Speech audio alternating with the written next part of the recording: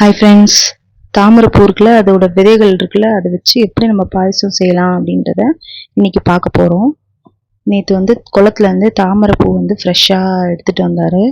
அது கூடயே காஞ்ச விதைகள் இருக்குல்ல, அதையும் எடுத்துகிட்டு வந்தார். அந்த கொஞ்சம் பிளாக்காக இருக்குது பாருங்கள், அதிலலாம் காஞ்ச விதைகள் இருக்குது. ஆனால் ஃப்ரெஷ்ஷாக இருந்துச்சு தாமரைப்பூ. ஹலோ கைஸ், இதுதான் தாமரை விதை. இது முத்துனது, இது பிஞ்சு போனது. இது அஞ்சு கொட்டை இருக்குது. பப்பு சாப்பிடுவீங்கல்ல இதுல? இதான் கொட்டை. இது சாப்பிட்டா ரொம்ப டேஸ்டியா இருக்கும். தாமரை விதை.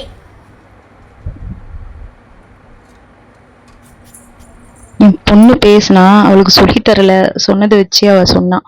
இந்த இதுல இருந்து தான் நம்ம விதைகள்லாம் எடுத்தோம். பச்சை கலர்ல இருக்கு பாருங்க, அந்த விதையில இருந்து தான் நம்ம இப்போ உரிச்சு அந்த கொட்டை பருப்பு எடுக்க போறோம். அதை எடுத்துட்டு அதுல இருந்து நம்ம பாயாசம் செஞ்சு பார்க்கலாம். நாங்கள் ஒரு ட்ரை தான் பண்ணோம், ஆனா பாயாசம் நல்லா வந்துச்சு. இதுதான் பிஞ்சு விதைகள். இந்த பிஞ்சு விதையில இருந்து அழகா அதை ரெண்டா கட் பண்ணி குட்டி குட்டி சீட்ஸ் ஒயிட் கலர்ல வரும். அதை நம்ம எடுத்து தனியா வச்சுக்கலாம் செப்பரேட்டா. அது எடுக்க தான் கொஞ்சம் கஷ்டமா இருந்துச்சு. அதனால கொஞ்சம் நீங்கள் பார்த்து நீங்கள் எடுத்துக்கணும். இதை எடுத்திங்கன்னா அது உள்ள நடுப்புற லேசாக அந்த 2 விதைக்கு நடுவில் ஒரு குட்டியாக இருக்குல்ல, அதை வெளியே எடுத்துடணும். ஏன்னா அது கசக்குமா அதனுடைய போட்டால். அதை மட்டும் நீங்கள் பார்த்துக்கோங்க.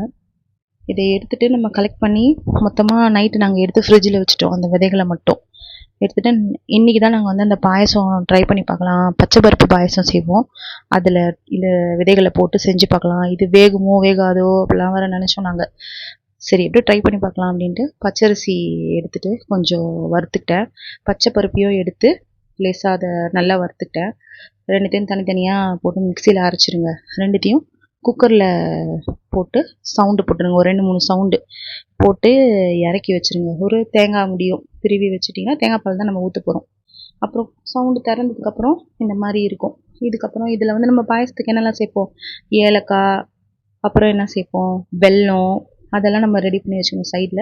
இந்த விதையும் ஒரு 4-5 சவுண்டு போட்டுட்டோம். அந்த தண்ணியை வேஸ்ட் பண்ணக்கூடாதுன்ட்டு இந்த தண்ணியில் போட்டு ஆட் பண்ணிவிட்டு, இந்த பருப்பு கொஞ்சம் நல்லா வெந்துடுச்சு. எதிர்பார்த்த மாதிரி இல்லை, வேகாதோன்னு நினச்சேன். ஆனால் அது நல்லாவே வந்துடுச்சு. அதனால் தனியாக அதை குக்கரில் போட்டு நாங்கள் அவிச்சு பார்த்தோம். அதுக்கப்புறம் இந்த பருப்பு நான் கடைஞ்சிட்டேன்.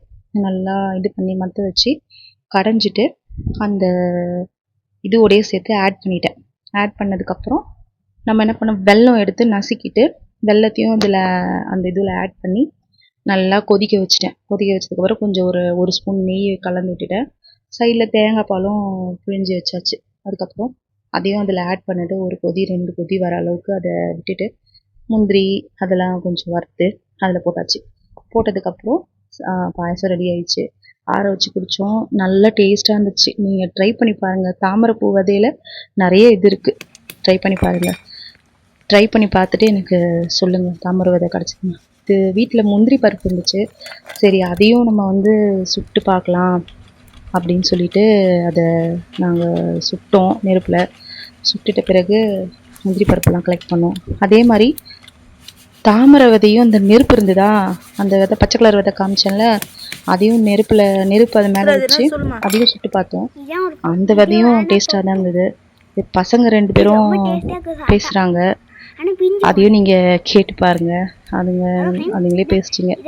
By friends. இதான் முந்திரி பருப்பு. இது ரொம்ப டேஸ்டியாக இருக்கும். சாப்பிட்டாவும் டேஸ்டியாக இருக்கும். ஆனால் இது தீஞ்சு போனது. அப்பா இப்போ தான் சுட்டி இருக்காரு. ரொம்ப டேஸ்டியாக இருக்கும். பாய் பாய். ஹலோ ஃப்ரெண்ட்ஸ், இதான் தாமரை விதை. இது அடுப்பில் போட்டு சுட்டாரு. இது அப்பப்போ வெடிக்கிறதுக்கு வாய்ப்பு இருக்குது. பார்த்து பண்ணுங்கள். லைக் அண்ட் ஷேர் பண்ணுங்கள், சப்ஸ்கிரைப் பண்ணுங்கள். பாய் பாய். ஹலோ ஃப்ரெண்ட்ஸ், இதான் முந்திரி கொட்டை. ஹலோ ஃப்ரெண்ட்ஸ், இதான் விதை. இது சாப்பிட்ட உடம்பு நல்லது. எல்லாருமே லைக் அண்ட் ஷேர் சப்ஸ்கிரைப் பண்ணுங்கள். நீங்களும் ஒரு லைக் அண்ட் ஷேர் சப்ஸ்கிரைப் பண்ணுங்க.